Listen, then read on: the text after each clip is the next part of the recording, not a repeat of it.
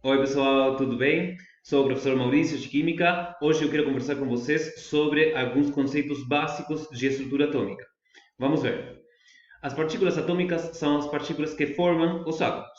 A gente provavelmente já conhece os prótons, que têm carga elétrica positiva e por isso representamos com uma P e um mais. Os nêutrons, que não têm carga elétrica e por isso representamos com uma letra N, às vezes com um zerinho. E os elétrons, que têm carga elétrica negativa e por isso geralmente representamos com uma letra E e um sinal menos. Os prótons e os nêutrons formam o núcleo do átomo, a região mais interna, a região mais central do átomo. Os elétrons formam a eletrosfera, que é a região do espaço ao redor do núcleo onde eles estão se mexendo constantemente. A massa de um próton é praticamente a mesma que a massa de um nêutron. E eles são muito mais pesados, eles têm uma massa muito maior que a massa de qualquer elétron. Tá? Então, os elétrons, comparados com os prótons e os nêutrons, são muito leves, mais de 1000 vezes mais leves. Mesmo que os prótons e os nêutrons sejam mais pesados, eles estão muito compactados, eles estão muito apertadinhos dentro do núcleo. Então, acaba acontecendo que o tamanho do núcleo, formado por eles, é muito menor que o tamanho da eletrosfera formada pelos elétrons. Os elétrons estão muito mais livres, têm muito mais espaço para se mexer do que os prótons e os nêutrons. Tem um número muito importante que é chamado de número atômico.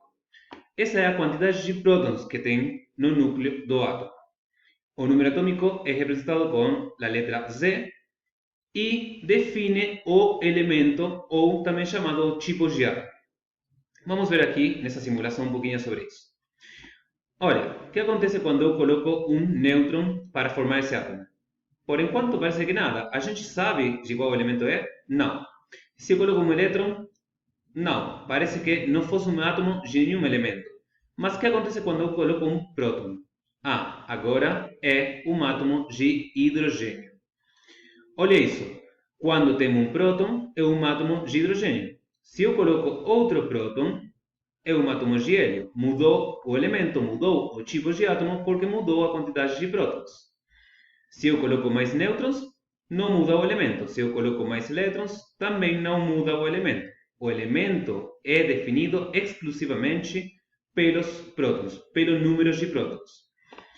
Também presta atenção a isso. Olha essa tabela periódica que a gente tem aqui. Temos hidrogênio como um próton, hélio com 2 prótons, mesma linha, só que fomos da esquerda para a direita, e aqui a linha acabou. Quando eu acrescento mais um próton, o seguinte elemento é o lítio. Então, primeira linha, de esquerda à direita, acabou essa linha, vou passar para a seguinte linha, segunda. O primeiro elemento é o lítio. Se eu acrescento mais um próton, berílio. Se eu acrescento mais um próton, mesma linha, segunda linha da tabela, só que para a direita, boro. Mais um próton, carbono.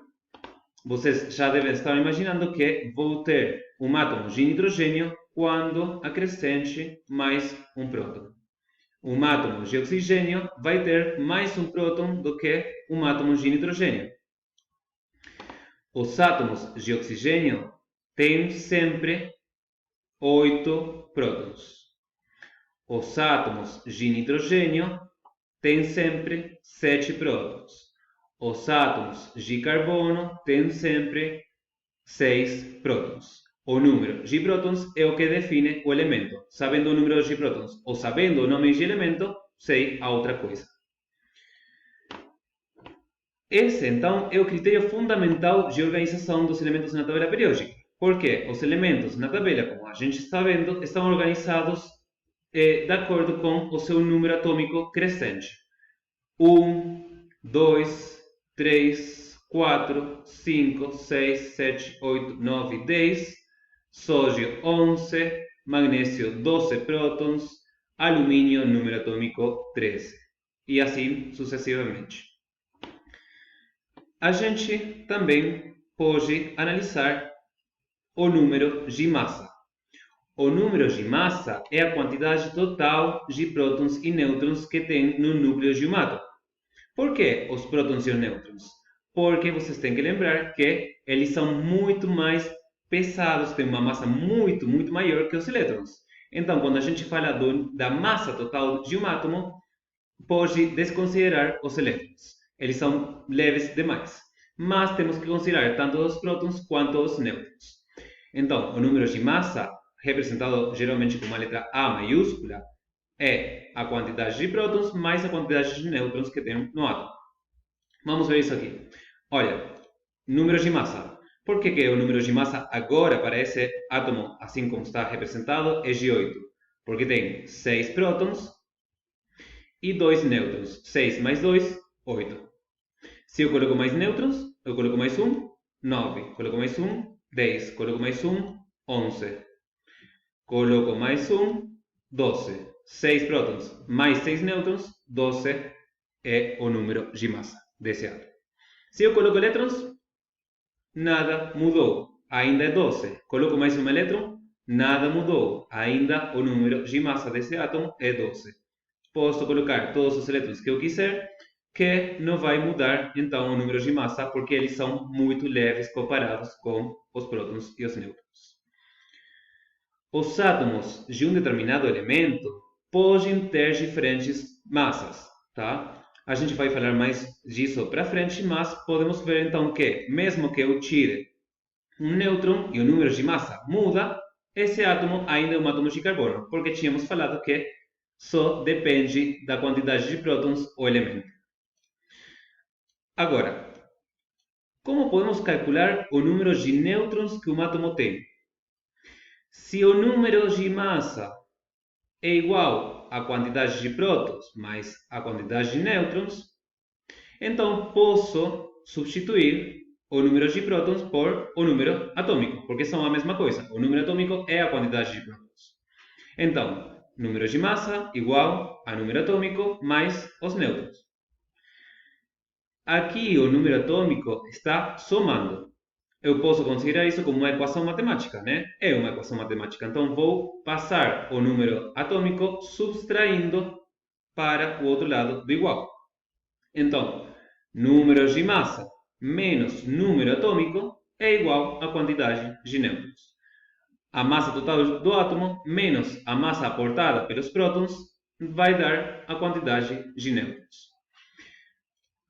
Por exemplo, se eu tenho um átomo que tem número de massa 11 e eu estou vendo que tem 6 prótons, 11 menos 6 dá 5 nêutrons. Também é muito importante considerar as partículas carregadas e a carga total do átomo. A carga total do átomo, que aqui vamos representar com a letra Q, é a carga elétrica resultante do conjunto de partículas carregadas do átomo. Quais que são as partículas que têm carga? A gente falou, os nêutrons não têm carga, mas os prótons e os elétrons sim. Então, a carga total de um átomo é a quantidade de prótons, cargas positivas, menos a quantidade de elétrons, cargas negativas. Então, o que acontece quando um átomo, por exemplo, tem a mesma quantidade de prótons e de elétrons? Por exemplo, poderia ser 5 menos 5, 0. Sempre que um átomo tem a mesma quantidade de prótons e de elétrons, a carga resultante, a carga total, é 0. Aquilo é um átomo neutro. Vamos ver aqui. A carga resultante é a subtração entre os prótons, nesse exemplo agora, 6 prótons, 6 cargas positivas, menos 5 cargas negativas, porque temos 5 elétrons. 6 menos 5, 1 positivo, mais 1, uma carga positiva. E se acrescentamos mais um elétron nesse átomo, temos 6 prótons, 6 elétrons, 6 menos 6, 0. O átomo agora é um átomo neutro. Vai acontecer a mesma coisa independentemente do elemento que eu tenha. Se eu tenho mais um próton, então tenho nitrogênio, e eu acrescento mais um elétron para manter a mesma quantidade de prótons e de elétrons, vou ter de novo um átomo neutro, de outro elemento, mas um átomo neutro, sem carga total 0. O que acontece quando não temos as mesmas quantidades? Por exemplo, quando temos uma maior quantidade de prótons que de elétrons, vamos ter que a carga vai ser um número positivo, um número maior que zero.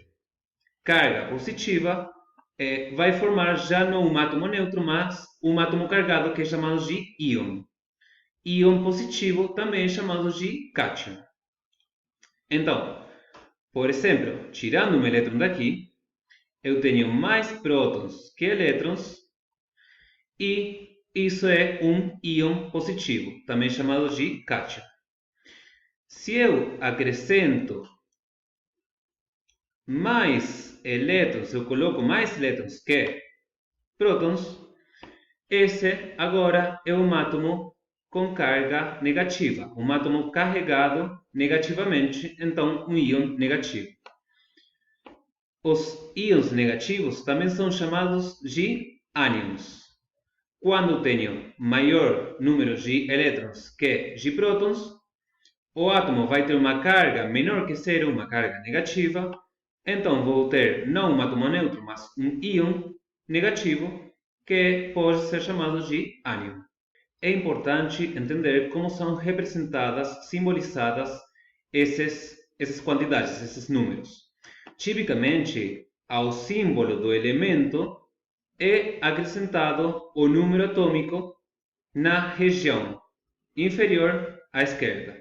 Tá? Sempre na parte inferior à esquerda, aquele numerinho que tem é o número atômico, a quantidade de prótons do átomo. O número de massa do átomo, a quantidade, a soma de prótons e nêutrons, vai aparecer ou na parte superior esquerda ou na parte superior direita.